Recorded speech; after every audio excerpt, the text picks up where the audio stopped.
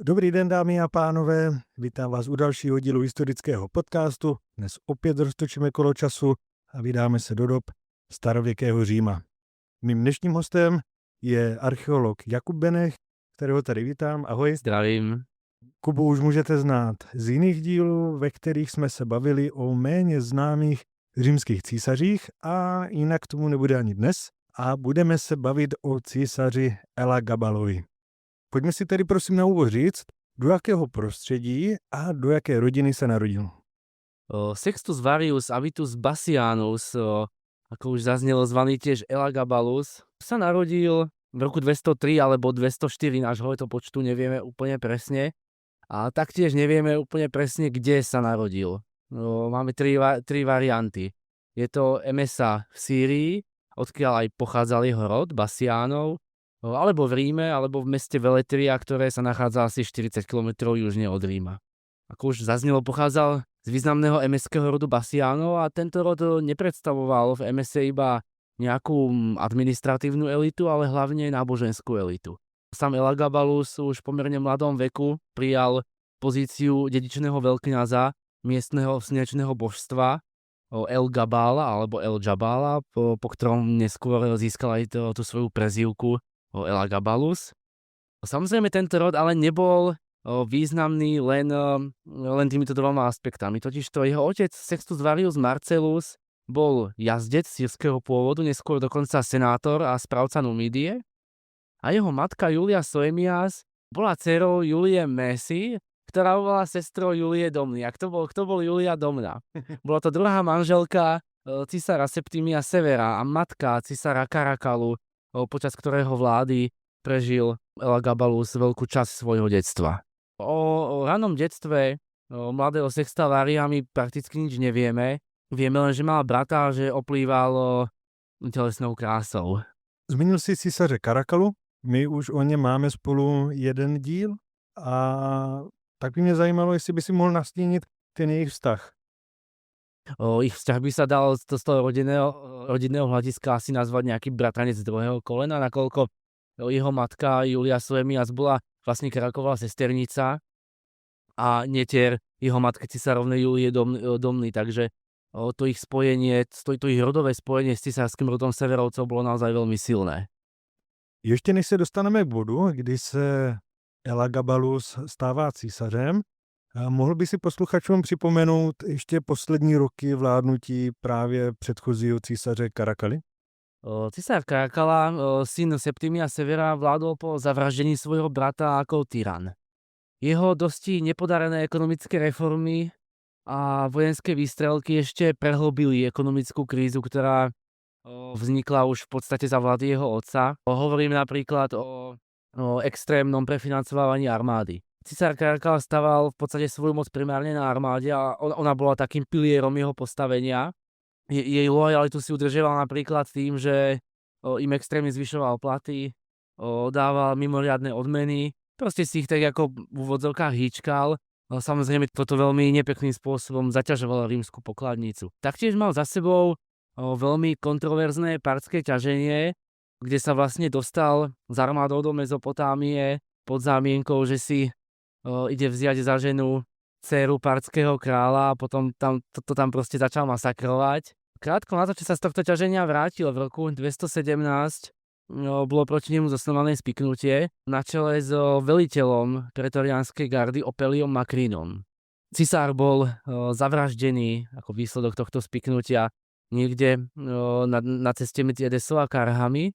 Pramene niektoré hovoria, že pri tom ako močil. Keď sa o tom dozvedela jeho matka, tak spáchala samovraždu.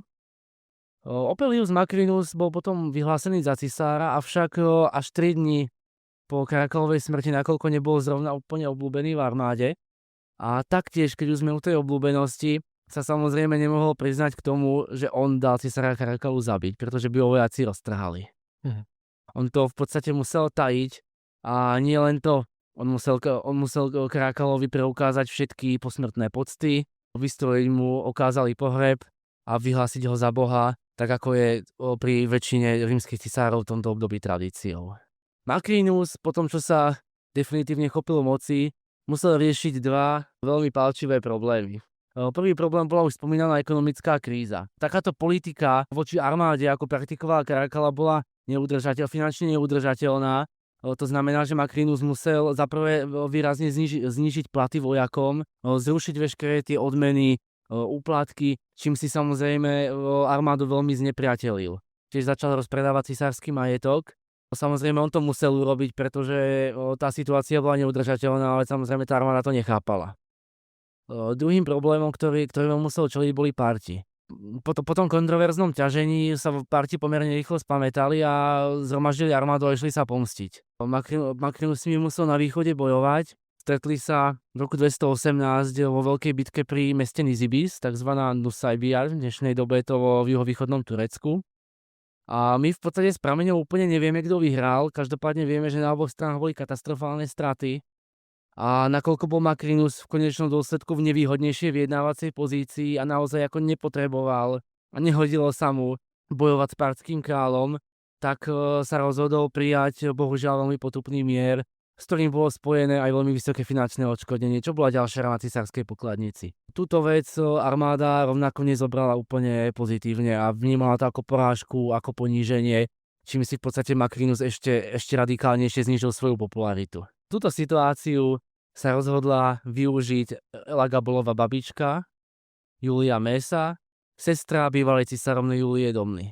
Ona mala v rukách jedno eso a to bol mladý Elagabalus. Totižto oni boli z rodu Bassiánov, spriaznení s cisárskym rodom a toto meno v armáde, rovnako ako meno Caracalu, veľmi silne rezonovalo. Samozrejme, tí vojaci si to spojili, že aha, za Caracalu sme sa mali takto a za Macrina sa máme takto a veľmi rýchlo si každý vypočítal, čo je pre neho výhodné. S tým samozrejme sa počítala, ona bola veľmi vypočítavá a pragmatická žena. Druhá vec, ktorú spravila, je, že vyhlásila mladého Elagabala za nemanželského potomka Caracalu. Tí, ktorí počúvali môj posledný podcast, tak vedia, že Caracalla potomkov nemal. Samozrejme, viete to vy, vedeli to najvyššie rímske elity, ale nejaký obyčajný legionár niekde z Anatólie to nevedel a rovnako to nevedel ani nejaký proste rolník z Galie.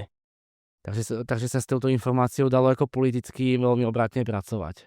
Ako vieme, že to nie je pravda. Nespomína to absolútne žiadny zo súčasníkov. Všetci spomínajú, že áno, Julia Mesa to prehlásila, využila to politicky, ale nikde nie je informácia, že by to bola pravda, ale nejaké náznaky, že by to mohla byť pravda. Ak sa pozrieme do neskorších prameňov, napríklad do histórie Augusty, o ktorej sme si už niekoľkokrát hovorili ako o veľmi klebetnom diele a veľmi nedôveryhodnom, až absurdnom, je to dielo zo 4. storočia, tak tam sa to taktiež konštatuje s neistotou. Avšak keďže je to história Augusta, tak tam je aspoň taký dodatok, že ako možné to je, pretože jeho matka bola prostitútka. Takže aspoň toto. Samozrejme, tie úplne neskoré pramene, tie naozaj neskoro antické, to 5. 6. storočí, Jordanes, rímske dejiny, Eutropio breviarium, tam je to zase konštatované ako fakt. Super, děkuji za ten úvod. A kdy se tedy dostává na trůn? V kolika letech? On sa dostáva na trón v roku 218. A ještě doplním jenom případně, jestli měl i nějakého jako oponenta. Jestli musel s někým soupeřit, aby se tedy on stal tím císařem. No, súperiť musel samozrejme s Macrinom. Tému tam tak docela zavádzal. Ale to sa už postarala jeho babička, ako si ukážeme. Julia Mesa sa teda v roku 218 vzbúrila na čele s legiou 3. Galskou, ktorá v tom období sídlila pri Emese. A títo legionári ešte v ten deň Elagabala prehlásili cisárom v jeho 14 rokoch. Elagabalus prijal meno Marcus Aurelius Antoninus. S týmto sme sa už stretli pri Caracalovi. Caracalla to spravil z toho dôvodu, aby nejako ideologicky nadviazal na taký ten vzor ideálneho cisára, ktorý v období naozaj ako predstavoval ten Marcus Aurelius, filozof na tróne, aby legitimoval svoje postavenie, dal vážnosť tomu svojmu úradu. Elagabalus to spravil z podobných dôvodov, akorát nie úplne s odkazom na Marca Aurelia, ale práve s odkazom na toho Caracalu. Vzhľadom k Macrinovej neobľúbenosti, o ktorej sme si už hovorili, bolo pre neho prakticky nemožné toto povstanie nejako potlačiť. Vojaci od neho masovo dezertovali a nie len to. Častokrát hneď po tom, čo dezertovali, tak v podstate prebehli na druhú stranu k tým svojim obľúbeným Bassiánom lomeno Severovcom.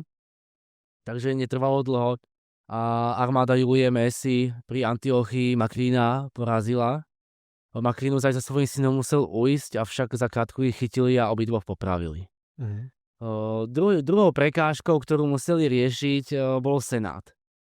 Totižto Senát, ako vieme, nemal so Severovcami a menovite s Karakalom úplne dobré skúsenosti, čo znamená, že na nejakého domnelého Karakalovho pohrobka rozhodne nebol zvedavý.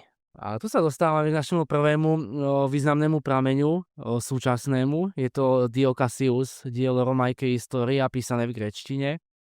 Je pre nás dôležitý nielen preto, že je súčasník, ale aj preto, že predstavoval naozaj najvyššiu elitu, najvyššiu administratívnu elitu v Rímskej ríši, pohyboval sa naozaj v tých najvyšších kruhoch, bol senátorom, zastával úrad konzula, taktiež pôsobil v Malej Ázii, v Severnej Afrike, v Panónii ako správca. A on nás informuje o tom, že Elagabalus poslal senátu dopis, respektíve teda jeho babička poslala senátu dopis, kde je Elagabalus prehlásený za cisára, je prehlásený za Karakalovho nemanželského syna. Sú mu v tomto liste uznané tituly, ktoré mu nikto nikdy neuznal a sú mu v ňom priznané úrady, do ktorých ani nikdy nekandidoval. Pokiaľ si ešte predtým niekto v Senáte myslel, že to s tým Karakalovým nemanželským synom nakoniec nebude až taký prúser, tak teraz už bolo všetkým jasné, že bude. Každopádne Senát bol vo veľmi nevýhodnej pozícii, totižto on si bol vedomý tej popularity toho mena Bassianus v armáde. Jemu bolo jasné, že keby mu odmietol túto pozíciu uznať, tak by to vedlo k občianskej vojne, ktorú by pravdepodobne nevyhral.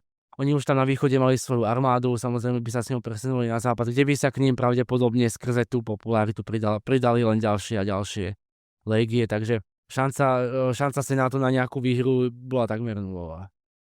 A preto teda Senát jeho titul uznal, oficiálne uznal aj to, že je Karakalovým nemanželským synom.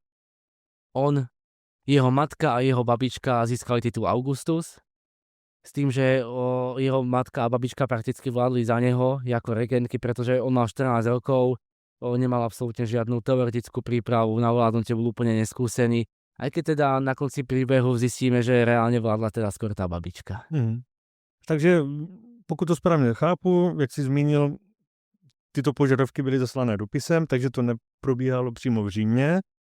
Vyčkávali tedy, jestli dostanou kladnou odpověď a až potom tedy, kdy jim bylo zase vyhověno, předpokládám zase nějak písemně, tak věděli, ano, je to v pohodě, můžeme odjet do Říma. Je to tak? Áno, je to tak. V podstate krátko za dopisom do Ríma odišli aj Elagabalus so svojou rodinou. Rozhodli sa prezimovať v Nikomédii, čo je mesto na severnom pobreží Turecka. A už v tomto meste sa mladý Elagabalus ukázal ako mierne problémový. Ja som na začiatku spomínal, že on bol dedičným veľkňazom toho ich slnečného božstva Elgabala. A on túto svoju pozíciu bral naozaj veľmi vážne. V tomto meste mladý Elagabalus začal poriadať z pohľadu Rímanov veľmi bizarné orientálne náboženské rituály. A tieto rituály miestnych obyvateľov vydesili a pobúrili natoľko, že to vyústilo v násilné demonštrácie. Po zime sa z Nikomédie odobrali do Ríma, kde dorazili v roku 219. Keď dorazili do Ríma, prvé, čo cisár urobil, bolo, že usporiadal veľké a okázalé hry. Aby si naklonil prázen ľudu, aby si upevnil svoju pozíciu medzi rímskou elitou, aby si dvihol svoju obľúbenosť. Naopak jeho babička sa začala venovať úplne iným veciam. A to konkrétne kadrovým čistkám. Bolo treba prirodzene odstrániť ľudí, ktorí boli verní Makrínovi. Toto treba dodať, že nešlo o žiadne masové, bezhlavé čistky, o akých sme počuli v príbehoch o iných cisároch. Išlo sa po konkrétnych ľuďoch, o ktorých sa naozaj vedelo, že spolupracovali s Makrínom, ktorí boli na vysokých a dôležitých postoch, odkiaľ mohli ohroziť tú súčasnú vládnu garnitúru. Nediali sa tam nejaké excesy typu poprava z podozrenia, alebo poprava rodiny, alebo poprava niekoho, kto si niekedy pred XY rokmi na hostine s Makrínom štrngol s čašou. S istou dávkou cynizmu by sa dalo povedať, že to bola veľmi čistá, tichá, precízna práca. Samozrejme, keď spravíte kádrové čistky, tak vám po nich zostane veľmi veľa neobsadených miest a pozícií. To znamená, že musíte spraviť kádrové lifty. Tie na rozdiel od čistiek prebiehali ďaleko menej obratne. Je samozrejme, že na tieto pozície sa snažili dosadiť ľudí, ktorí im boli lojálni.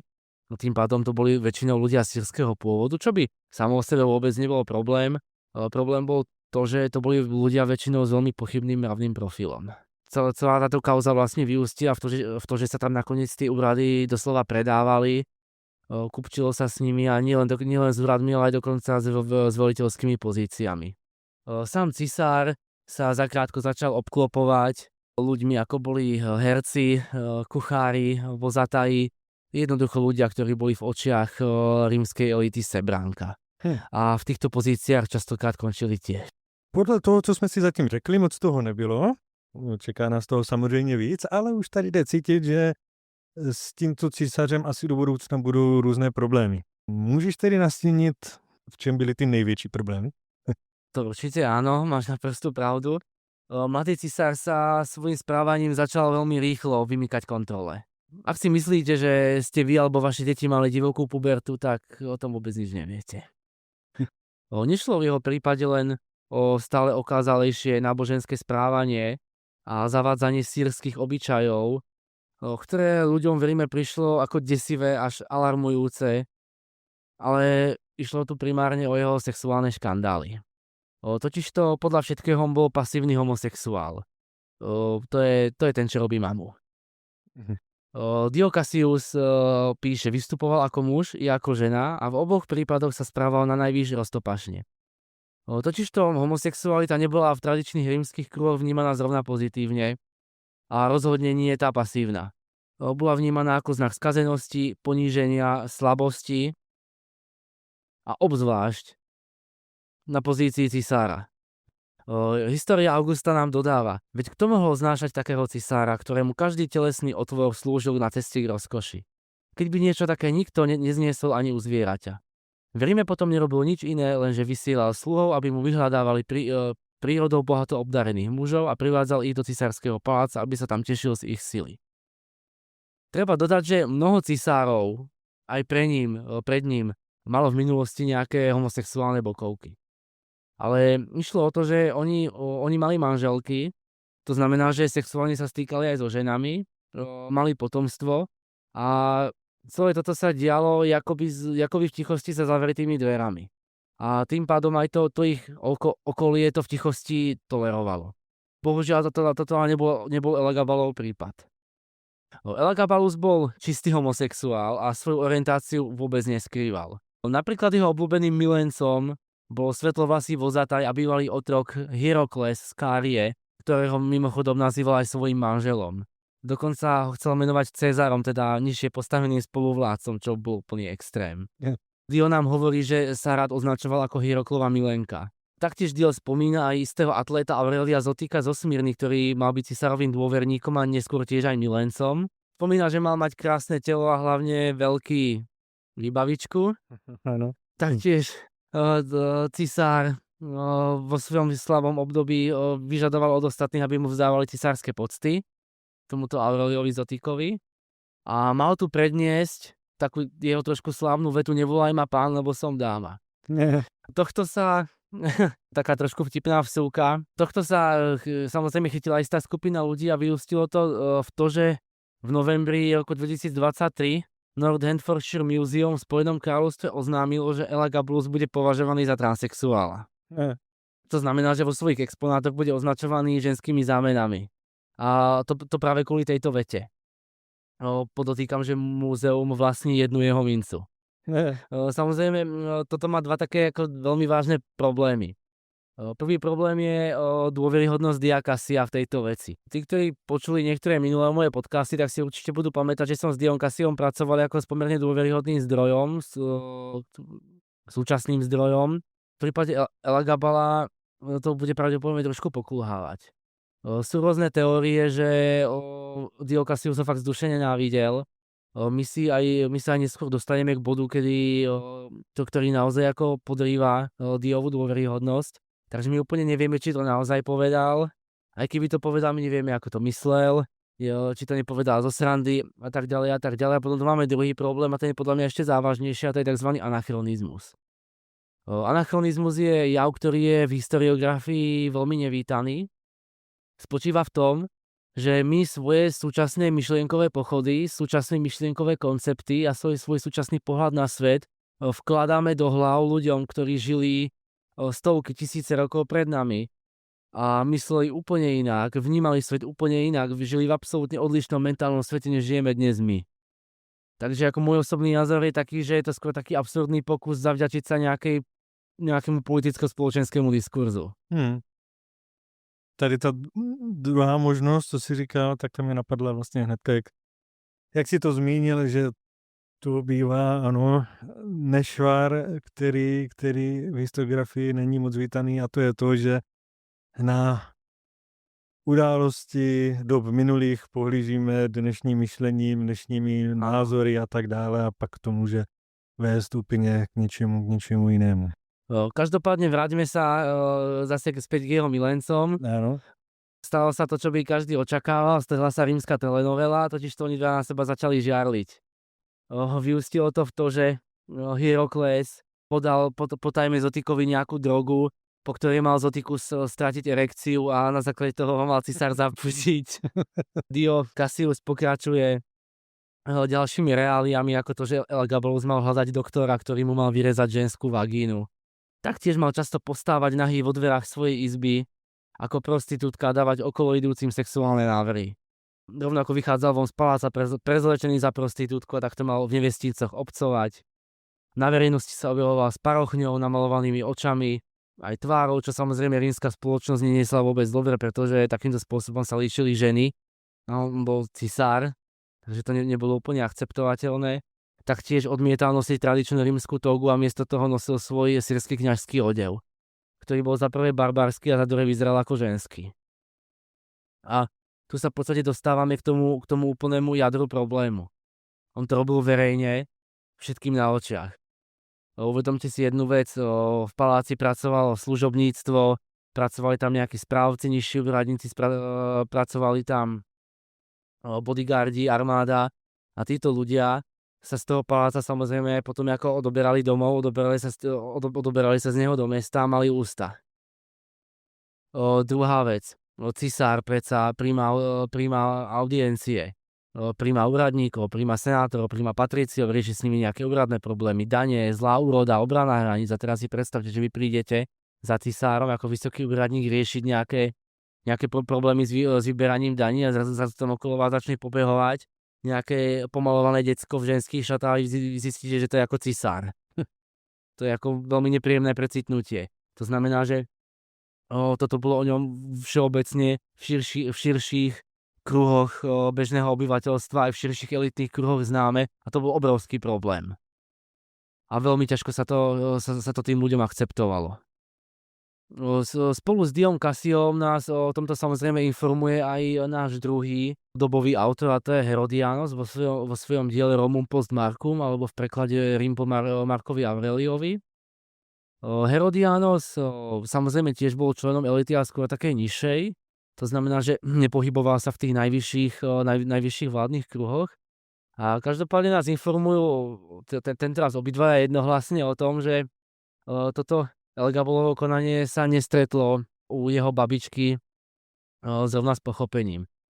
Samozrejme, treba si uvedomiť to, že reálnu moc aj v tejto situácii mala jeho babička. Dokonca sa o nej uvažuje, že bola jednou z najmocnejších, ak nie najmocnejšia žena v rímskej politike ako v rámci celých rímskych dejín. A ona si samozrejme uvedomovala, že jej moc do istej miery tiež závisí od toho Elagabalovho postavenia. Takže prirodzene sa snažila, aby pred verejnosťou vyzeral dobre. Prvé, čo ju napadlo, bolo, že by ho mala oženiť. Ono to bohužiaľ dopadlo asi tak ako Carakalové ekonomické reformy, to znamená, stal sa úplne presný opak, než sa namýšľalo. Totižto Elagabalus za pár rokov vystriedal asi 5 manželiek, minimálne 5. Čo vieme s prameňou, a jednu si dokonca dotiahol z domu Vestáliek. Len tak ako pre kontext, Vestálky bol náboženský rád kde ženy žili v chráme a boli viazané prísľubom panenstva. A porušenie tohto prísľubu sa veľmi kruto trestalo pochovaním zaživa napríklad. On totiž Elagabalus si zmyslel, že si dovedie domov Vestálku a že budú mať božské deti. No jenom ještě jsem se chtěl k těm pramenům. Ty jsi zmínil, že je dost pravděpodobné, že císaře neměl rád, Cassius Dio. Jak moc tedy tomu můžeme důvěřovat? Berme to tak, že jako pokud ne, tak minimálně nějaký jako základ tam 100% jako máme a mohl si to nějak jako přibarvit? Nebo je jako možné, že třeba se z toho vůbec nic nestalo? Ja osobne som s Diom Cassiom pracoval tak, že to jadro, čo písal, som nemal dôvod spochybňovať, ale povedzme nejaké výrazné udalosti, na ktorých by sa mohli zakladať nejaké moje ďalšie vývody, povedzme nejaké naozaj absurdné, v úvodzovkách absurdné udalosti z Elagabalovho života, som musel jednoducho spochybniť. Samozrejme, dobrá metóda je aj porovnať tento súčasný prameň s druhým súčasným prameňom, kde som doslova prišiel na jednu vec, ktorá ma utvrdila v tom, že ten Dio Cassius asi nebude v tomto až tak dôveryhodný. A my sa k nej už teraz hneď dostaneme, pretože sa presúvame od sexuálnych škandálov, ktoré boli, myslím, veľmi výživné, na Elagabalové náboženské škandály, ktoré budú, myslím, že takmer rovnako výživné. Takže, povedali sme si už dvakrát, Elagabalus, dedičný veľkňaz veľkého slnečného boha El Jabala, najvyššieho božstva v meste Emesa, tú svoju úlohu bral veľmi vážne a tak sa rozhodol jedného dňa, že toho svojho slnečného boha si prerie doslova na úplne samotný vrchol rímskeho náboženstva a rímskeho panteónu. Aby bolo jasno, toho El Gabala v podstate Rímania už ako boha do svojho panteónu prijali a bolo to ešte za Septima Severa, práve kvôli tej jeho manželke Julie Domne, ktorá z Emesy bola. To znamená, že Rímania El Gabala poznali, El Gabala uznávali, rímske náboženstvo samo o sebe nebolo nejak nenávistné, alebo že by sa snažilo brať druhým ľuďom vieru, likvidovať nejaké cudzie kulty. Oni sa ich práve že snažili asimilovať a si akoby vstrebávať tých cudzích bohov do toho svojho panteónu.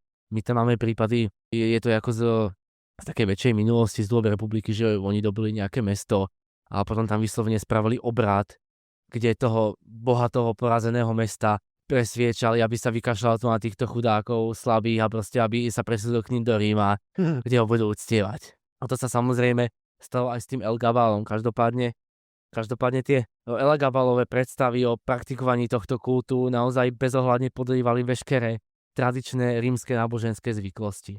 Ako som už povedal, on ho preniesol na úplne samotný vrchol rímskeho náboženstva a to na úkor boha Jupitera. On začal celý rímsky panteón, celú rímsku teogóniu prerábať a prepisovať podľa svojich predstav. On si proste jedného dňa povedal, že všetci rímski bohovia sú vlastne služobníci toho môjho El Gabala. A vlastne pasoval ich do roli jeho sluhov.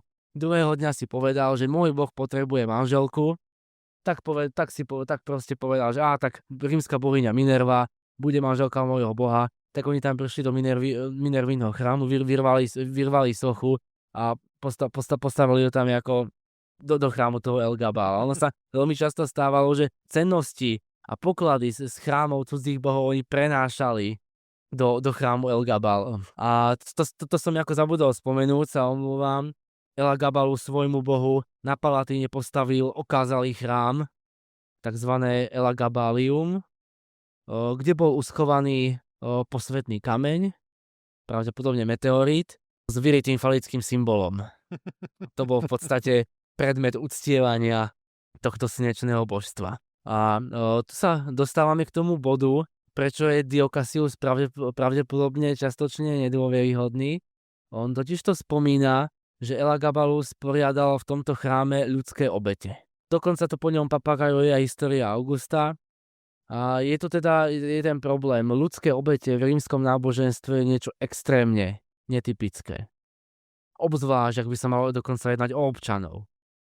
Samozrejme, keď výjmeme nejaké polomytické rituálne samovraždy ešte z dôb republiky, o čom nás informuje ešte Titus Livius, alebo nejaké extrémne prísne náboženské tresty, tak toto Rímania jednoducho nerobili. A práve Herodianos, druhý prameň, súčasný, ktorý sa vo svojom diele mimochodom primárne sústreďuje na náboženské excesy. Herodianos až tak neriešil tie sexuálne výstrelky, ale on sa primárne sústreďoval na náboženské excesy, tak to nespomína. Čo je minimálne veľmi, veľmi podozrivé. A keď už sme teda pri tom Herodiánovi, môžeme pri ňom ostať. Takže konkrétne ty oběti nezmiňuje. Áno, nezmienuje vôbec o to, že by robil nejaké ľudské obete. Naopak, iné jeho náboženské aktivity popisuje veľmi podrobne. Môžeme začať napríklad samotným uctievaním Elgabala. Toto uctievanie prebiehalo tak, že za zvukov hudby cisár aj so svojou náboženskou suitou, pomalovaní v orientálnych odevoch veľmi okázalo, tancovali okolo zmieneného božstva, oblievali ho krvou, vínom a nútili senátorov a jazdcov a inú rímsku elitu, aby sa na to dívala. Čo sa samozrejme nestretlo úplne s pochopením. V zlatých nádobách mal zhromažďovať vnútornosti zabitých zvierat, z nich mali následne Elagabalovi mágovia veštiť budúcnosť. Najvýznamnejším sviatkom slnečného božstva bol samozrejme letný slnovrat. Prebiehalo to tak, že podobizeň tohto božstva bola ťahaná na pozlátenom voze 6 bielými koňmi. Tieto kone viedol sám cisár ako veľkňaz. Sprvu tie oslavy boli pomerne populárne, pretože sa pri nich rozdávalo jedlo, boli súčasťou nejakých hier, hudby, proste klasika, zábava. Keď to už potom začalo prerastať v to doslova zneúcťovanie tých ostatných rímskych bohov, tak to upadlo v úvodzovkách v nemilosť. A aj v nemilosť tých bežných ľudí, ktorí to videli a ktorí sa to tiež priamo týkali, oni boli tiež veriaci, to boli aj ich bohovia. No na základě toho, co jsme si zatím řekli, mi přijde, že se pomalinku blížíme do doby, kdy ho bude chtít někdo zavraždit. To je pravda, aj keď nie je úplne tak, jak to hovoríš. On samozrejme o svoje okolie, rímsky ľud aj elity neskutočným spôsobom poburoval. A Julia Mesa proste prišla na to, že Elagabalus je problém, ktorý sa aj nepodarí skorigovať, nepodarí sa aj dostať pod kontrolu a preto sa ho rozhodla odstrániť. Pretože bolo tam obrovské riziko, ako hovoríš, nejakých spiknutí, prisahaní, bolo tam riziko živelných vzbúr, ktoré by ani jej mocenská pozícia nemusela prežiť. Mesa mala, ako vždycky, leso v rukáve. Totižto ona mala ešte jednu dcéru, Juliu Mameu, a tá mala čisto náhodou 13-ročného syna Alexiána. Mesa presvedčila Elagabala v roku 221, aby mladého Alexiána menoval Cezarom pod menom Marcus Aurelius Severus Alexander a argumentovala tým, že bude mať viacej času venovať sa svojmu kultu a že tento mladý Cezar ho zastúpi v určitých vládnych záležitostiach. Samozrejme, císar bol vtedy dostatočne hlúpy na to, aby to spravil. Netrvalo dlho a došlo mu, o čo sa vlastne jedná a čo chce jeho babička spraviť. A tak sa rozhodol mladého Cezara odstrániť, pokúsil sa ho zavraždiť. Čo bol taký posledný klinec do rakvy, nakoľko Alexianos bol pomerne obľúbený aj v armáde, aj medzi ľuďmi, čo bol ten z dôvodov, prečo ho Mesa dostal do tejto pozície. To znamená, že v tomto momente sa Elagabalus dostal do situácie, kedy ho nenávidelo vojsko, nenávidel ho rímsky ľud, nenávidel ho senát a celá rímska elita a nenávidel ho aj väčšina svojej rodiny. Väčšina jeho rodiny. A tohle všechno ve věku, pokud se nepletu, jsme někde tak 17-18 let. Áno, hovoríš správne. Mesa v roku 222 v Elagabalových 18 rokoch poštvala pretoriánsku gardu a tá Elagabala aj jeho matku Julius Soemias, ktorá miesto toho, aby sa snažila umierniť, tako v týchto excesoch podporovala, tak ich nechali zavraždiť. Ich tela boli následne vláčené ulicami Ríma, vhodené do rieky Tiber. Senát nad ním vyhlásil damnáciu memorii a nechal odstrániť jeho mená z nápisov. Následne opäť Julia Mesa urobila to, čo vyrobí najlepšie, a to čistky. Opäť to bola čistá, precízna práca, odstráňovala ľudí verných Elagabalovi, odstraňovala celú tú jeho suitu hercov, vozatajov, bývalých otrokov a tak ďalej a tak ďalej. V podstate prechod na tróne bol plynulý, cisárom sa stal mladý Alexianos, ktorého v historiografii poznáme už len pod menom Severus Alexander. Opäť, keďže mal 13 rokov, tak za neho vládla jeho babička Julia Mesa a jeho mama Julia Mamea, a neskôr, keď vlastne Julia Mesa zomrela, pretože ona už bola ako stará pani, tak za neho vládla iba jeho matka. No, slnečný boh El Gabal bol následne prenesený späť do Emesy, kde si ho miestni aj naďalej uctievali po svojom. My často v rámci tady těch podcastů se bavíme o tom, že některý z vládců musel čelit vojenským problémům, ekonomickým problémům a tak dále. Tady jsme se bavili o době vlády plus minus 4 roky a vlastně o tom nebyla vůbec řeč. Potkal ho nějaký z těchto problémů? No, pravda je taká, že okrem škandálov Elagabalus vlastne vôbec nič nespravil. On sa nepokúšal o žiadne reformy, nemá za sebou žiadne vojenské výpravy, nemá za sebou žiadnu nejakú významnú podporu rezortov, ako právo, veda, umenie, ani nejaké významné verejné stavby, samozrejme okrem toho Elagabalia neorganizoval. Takže v podstate nič nespravil, okrem bruserov. I když dnešní císař měl za sebou pouze krátký život, můžeš tedy ještě na závěr zhrnout ty informace z pramenů? To určite, hej, začnem trošku z opačnej strany tou históriou Augustov, ktorá v podstate jeho pôsobenie a jeho osobnosť definuje ako veľmi rozmaznanú, nedbalú, extrémne zvrhlú, dekadentnú. Hovorí o tom, že žil veľmi promiskuitým a rozmarným životom. Čo sa týka jedla a pitia, tak všeobecne prepadal veľmi okázalému luxusu. Samozrejme, tú históriu Augustu treba brať s rezervou. Ona tam ide do strašných detailov a pri niektorých pasážach proste očividne preháňa. Tam ako píše, že obsypával svojich hostí šafránom a dával svojim koňom luxusné jedlá a dokonca mal pri gladiatorských zápasoch napustiť arénu vínom, čo je samozrejme úplná blbosť. Čo sa týka tých súčasníkov Diakasia a Herodiana, tak v podstate obidvaja sa zhodnú na nejakom tom negatívnom, skazenom obraze tohto cisára, s tým, že ako som už povedal, ten Herodianos sa špecializuje primárne na tie jeho náboženské excesy, tie sexuálne rieši veľmi povrchne, spomína ich veľmi stručne, naopak Diokasius sa venuje práve tým jeho sexuálnym škandálom. Píše, že vlastne ani nebol muž, že sa choval ako žena, že bol bezbožný, že sa v podstate správal ako žena, hovoril ako žena, chodil ako žena. Je tam naozaj cítiť taká nevraživosť. Je tam cítiť, že on ako člen tej tradičnej konzervatívnej rímskej elity proste nevedel vystáť Elagabalov životný štýl. A ako sme si už povedali, ten Diokasius je trošku podozrievaný z toho, že preháňa. Je to pohľad v podstate aj takej súčasnej historiografie. Nie, že by sme popierali všetko, čo hovorí, a nie, že by sme popierali nejaké šialené sexuálne správanie cisára Elagabala, ale v určitých úsekoch, aj v tom, ako Diokasius písal, že Elagabalov zrobil ľudské obete, ale aj v iných úsekoch týkajúcich sa tých jeho sexuálnych škandálov, sa proste domnievame, že to proste preháňa. Ono samozrejme je pochopiteľné, že tí Rímania to videli všelijako tým svojím pohľadom.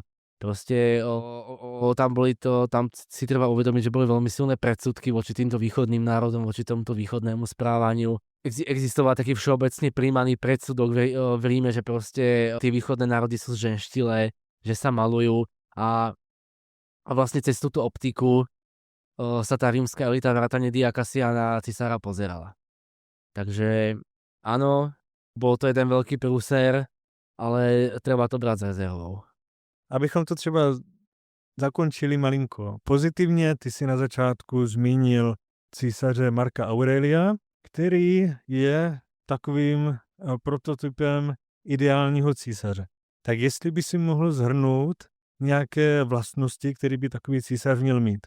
Čo sa týka ideálu rímskeho cisára, povedzme v rímskom pohľade na svet rímskej filozofii, tak tejto téme sa venoval ešte dávno pred vládou Marca Aurelia filozof, významný stoik Lucius Annaeus Seneca, ktorého mnohí z vás možno poznajú. Tento filozof pôsobil za cisára Nera, dokonca bol jeho učiteľom a venuje sa tomu v dielách Ties Tesa de Clemencia. Ideálny panovník je tu popisovaný ako umiernený, striedmy, rozvážny a spravodlivý, ako človek, ktorý je schopný robiť správne rozhodnutia, aj keď je to ťažké. Samozrejme musí trestať previnilcov, ale nemá mu to robiť radosť, je to proste jeho povinnosť. Je to jeho povinnosť ako udržovateľa poriadku, udržovateľa rádu v zemi a zároveň aj ochrancu slabších. No a tu vidíme, že cisár Elagabalus bol vo väčšine vymenovaných vecí úplne presným opakom.